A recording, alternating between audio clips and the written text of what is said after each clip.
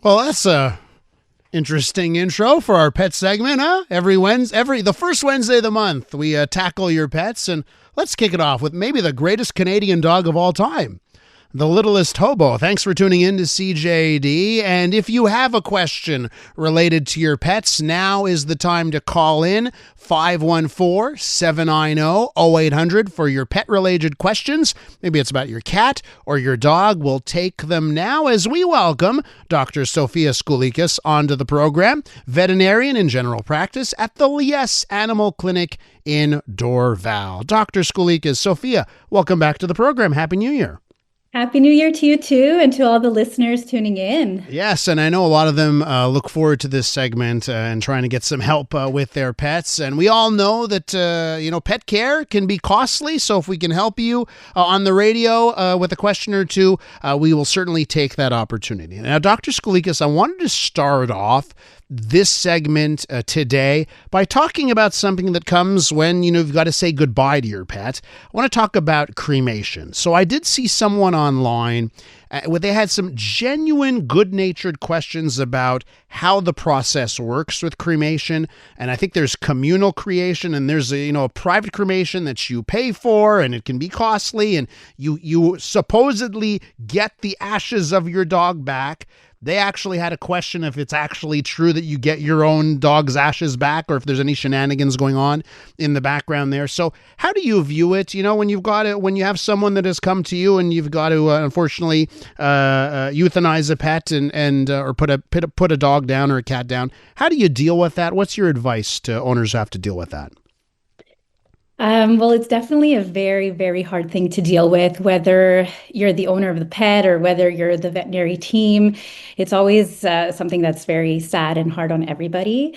And it's a question, honestly, cremation is a question that I get asked all the time. And it's a very good question. It's very valid, I think, because you kind of don't know what's going on after you leave your pet at the facility. So if the question really is like, how do you know if you're getting your pet's ashes back? Well, what's important is that, you talk to your veterinary team and you make sure that your vet is working with a great facility that allows the team to visit the facility.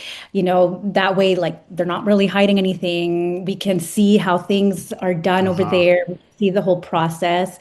There's also the facilities that have tracking systems for the animals, where the animal, it has like a barcode associated to it, and it's tracked from A to Z, from when it leaves the clinic, from when it gets to the facility, from right before it gets cremated. That way there's a good kind of like a quality control to ensure that the proper pet is being cremated. And a lot of good reputable places, what they do is that they'll shave a piece of the pet's fur, right before the cremation, and they give that to you as well. So then you kind of like are sure that this pet was your pet. But the best advice is you do have to rely on a bit of like, are we dealing with a reputable company that has a track record and a good reputation? Exactly. Gotcha. Exactly. A text message from Nancy who says, cremation of my dear Shadow 15 years ago. He sits in an urn in my bedroom. I've mentioned to my sons that when I go, you have to include Shadow's ashes with mine. So there's that from Nancy. It's important for a lot of people. Let's go to our phone lines here and take some questions. Michelle is in Anjou. Hi, Michelle. Hi. Hi, what's your question for Dr. Skoulikas? Okay, so I have a 15-year-old mixed breed who is taking Apoquel and also Topogen spray because he has skin issues. And I was wondering if there was anything she could suggest to replace the Apoquel, something that would be less harsh and maybe less expensive as well. What do you say, Sophia? Yeah, I know. Apoquel can be quite an expensive medication. The thing is, with research, there's not that much that is out there to help dogs with their allergies and their itchiness. I mean, there are cheaper options, but the side effects are more severe. So there is things like a steroid that can be used, but the side effects are more severe. What I suggest is really doing, a lot of bathing. If there is like a allergy component, like environmental allergy, bathing the animal frequently with a good shampoo with ceramides in it that's not going to dry out the skin, like Right. 3 times a week can also help kind of get those allergens off your pet and maybe reduce the amount of Apoquel given. Okay. How many times a week do you say? Twice a week? Bathing 2 to 3 times. Yes. 2 to 3. Oh boy. Okay. Exactly. And make sure it's like a calming shampoo that won't irritate the skin. And it's really just like the fact of removing those allergens from the skin can help soothe him. And maybe, I won't guarantee it, but maybe it can help you reduce the amount of Apoquel you have to give. I see. Okay. Okay, Michelle? Yep. Okay. Thank you very much. Thanks for calling, Michelle in Anjou. We go to Janice now in Laval. Hi, Janice. Good morning. Hi. First-time caller. I really love the show. Oh, thank you, Janice. What's your question? My question is also regarding allergies. I have a 4-year-old schnauzer who suffered from allergies since we adopted him. I'm reading a lot about collagen. Do you have any opinion about that? Collagen. Adding collagen to their food. I mean, there's not much research on it, so I can't really give you a definite answer on that. But the thing is, like collagen, depending on what source it's from, if your animal has an allergy to that source, it could potentially make things worse. So, you just want to do some research on it, or, if it's a hydrolyzed collagen, that would be better. But I don't think there's any research that really shows a benefit to reducing symptoms of allergies. But I mean, it's worth a try. You could consult with your veterinarian, just, make sure that they know what is given, especially if you're doing like, let's say a food trial or allergy trial or whatever, that they know this is given to your pet just in case there's some sort of failure to treatment. Okay. Right now he's getting Ceto Point injections, but it doesn't seem to be working anymore. That's so unfortunate. I'm so sorry to hear that. Janice, does that answer your question? Yes, it does. Thank you so much. Okay. Thanks, Janice, for listening. Really do appreciate it. Let me just follow up with you, Dr. Skoulikas, about the things we can, give our pets, supplements and that kind of stuff. I remember when I had my dog, as he advanced in age, I would put a powder on his food for his joint health, right? And, I sort of noticed, okay, but again, you don't know. You can't talk to the dog and find out. You're like, oh, I think his joints are better. But how do you view that? The things, the supplements, the powders, the liquids, things you can add to food. How do you view adding those to your pet's diet? So what's important is that it's from a reputable brand, because these powders and supplements are not regulated. So there's no regulation on it. And, we don't know what's in these powders. Things like glucosamine, it's kind of like with people. Some people say it works, some people say it doesn't. The way I view it is, if you give it to your animal and you do find your animal is more comfortable when you start giving it, then hey, why stop? What's important though is to make sure you run the ingredients with your veterinarian if it's not, let's say, a vet product, because sometimes they'll add things like grapeseed oil, which could be toxic to animals because it's mostly like made for humans, right? So that's one important thing to make sure you discuss with your vet. I'm Dylan Playfair. And I'm Tyler Smith. We're putting loneliness in the penalty box by talking to some of our favorite athletes about the importance of friendship. This is Bromance. Bromance is brought to you by Charm Diamond Centers, proudly Canadian-owned and operated. Charm has been part of your love stories and bromances for over 50 years. And you can find Bromance on the iHeartRadio network or wherever you get your podcasts. Continuing our vet segment with Dr. Sophia Skoulikas, veterinarian in general practice at Liesse Animal Clinic in Dorval. If you want to get your pet-related question in, do give us a call right now at 514-790-0800. Let's begin this half on the phone lines with Connie. And I'm intrigued here, Connie, because it says you have a question about reverse sneezing. What's a reverse sneeze? Let's talk about that. What's your question, Connie? Cause my dog, he's like starting to do this There's reverse sneezing. I want to know if that's a tick or it's a normal thing. Okay, so Connie says her dog is doing something called reverse sneezing. She wants to know if it's a tick or if it's a normal thing to see that in a dog. What do you say, Dr. Skoulikas? It can sometimes be normal. So what happens with reverse sneezing? It's exactly what the name says. It's like sneezing, but in reverse. So a lot of times it's just because there could be some irritation in the throat. There could be maybe the soft palate has, displaced itself. And a lot of times just like swallowing can maybe help stop that. So sometimes what we do is either like massage the neck, or you can like close the mouth and very briefly block the animal's nose, and then it kind of forces them to swallow, so it replaces the anatomy back there, and that can also help. It's not, like if it is something that's becoming more frequent and it's very, and your animal is like maybe is middle age or older, and he's never or she's never had that before, then, it's something that maybe you should get checked out just in case there's something else that is causing it.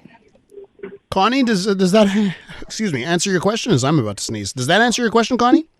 Yes, please. That's your question? You're okay with that? And also, yep.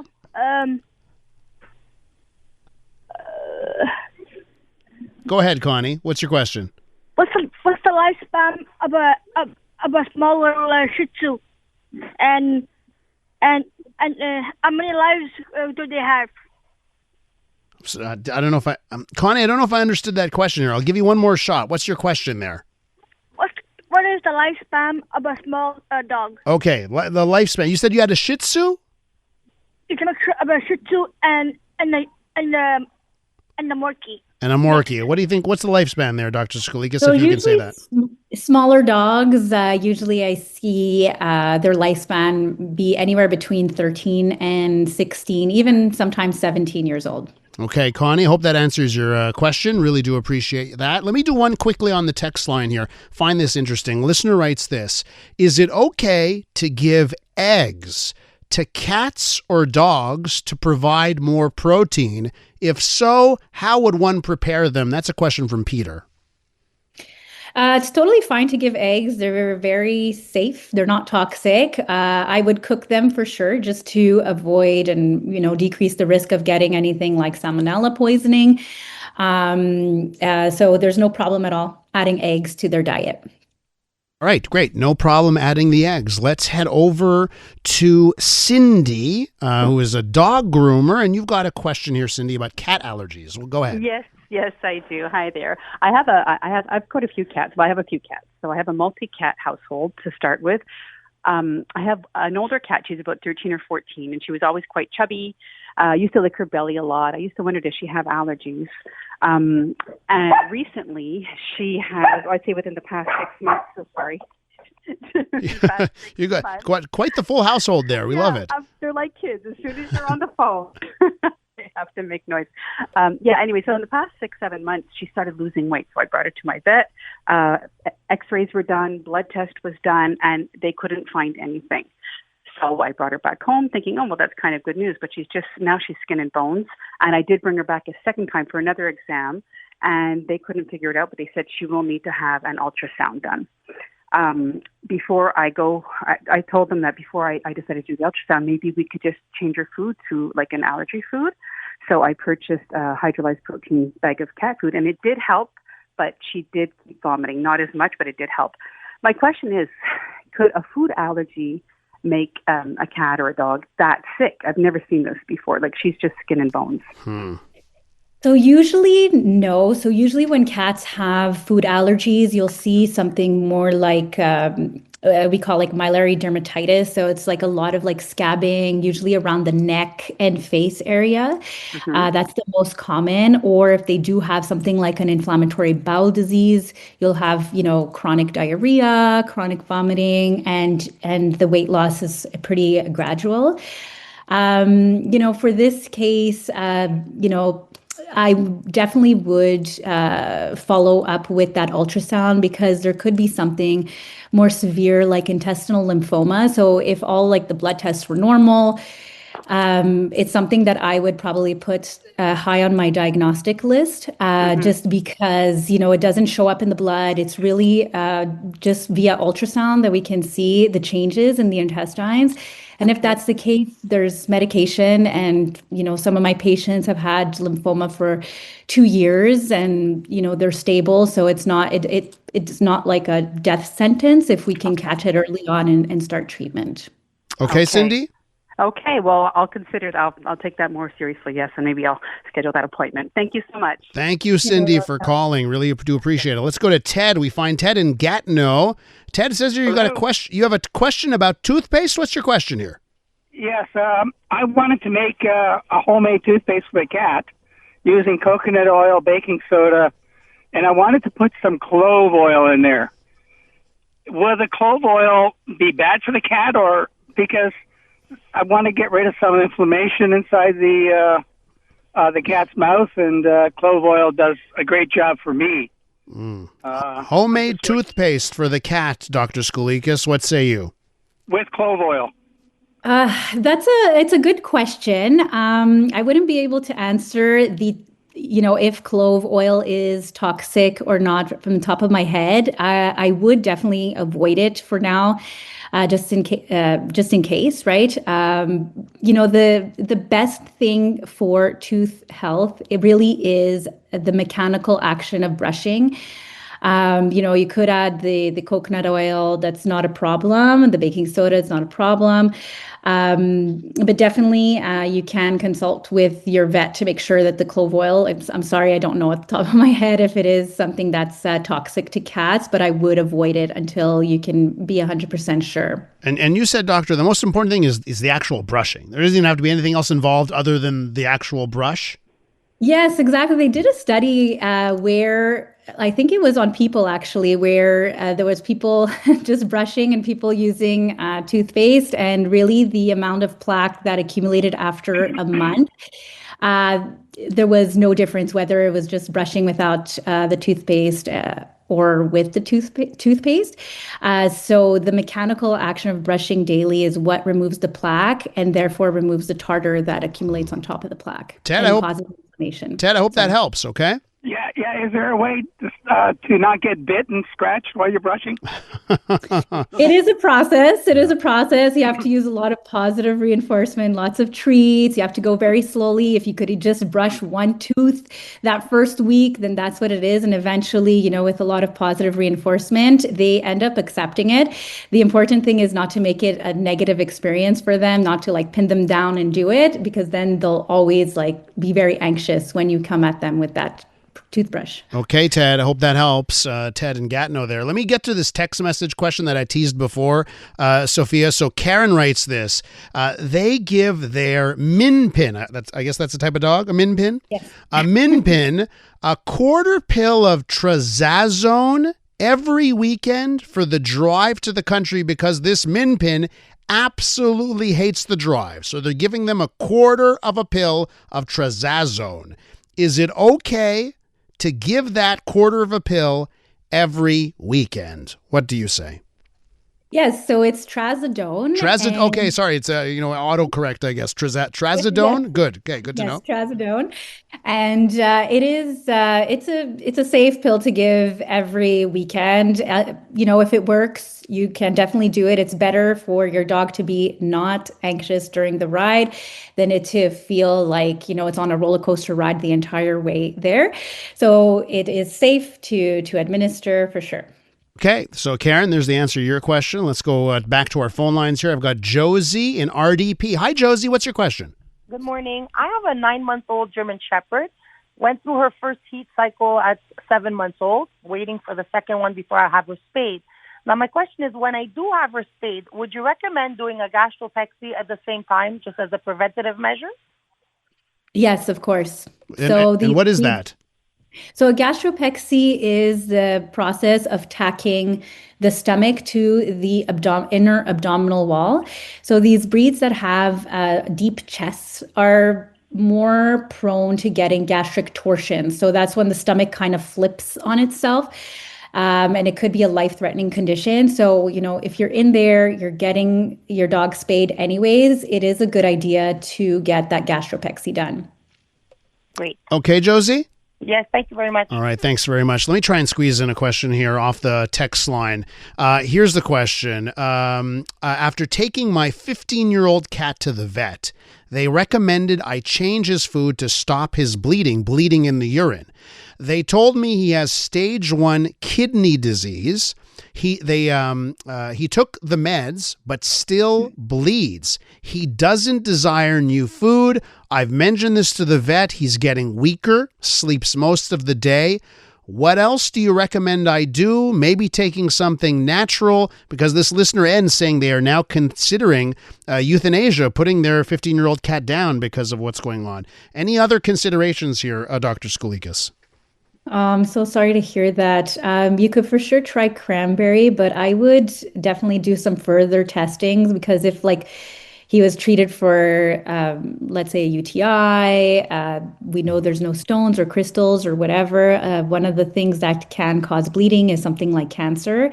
So if that is the case, then we don't want the cat to suffer any longer. So I would definitely, investigate a little further to see why there is blood. You said cranberry off the top? I mean, just feeding them the fruit, the actual fruit, full fruit? No, what was that? Sorry, I should have elaborated on that. Yeah. No, there's some cranberry supplements that you can give your animals, whether dogs or cats, and it can potentially help reduce the amount of urinary tract infections, reduce the amount of inflammation in the bladder, but... Okay, listen, as is usually the case, we can't get to everyone calling in. We'll be back at this. We do this segment the first Wednesday of every month, where we take your pet-related questions. I want to thank everyone who sent in text messages and called us on the phone lines. And of course, I want to thank Dr. Sophia Skoulikas from the Liesse Animal Clinic in Dorval. Sophia, we'll see you again soon, okay? Awesome. Take care. Take care. Stay safe, everyone. All right. When we return on the Elias Makos Show, we're going to switch gears and we're going to find out how the Venezuelan community here in Montreal is reacting, of course, to the news from over the weekend with the U.S. capturing Nicolas Maduro. That's next.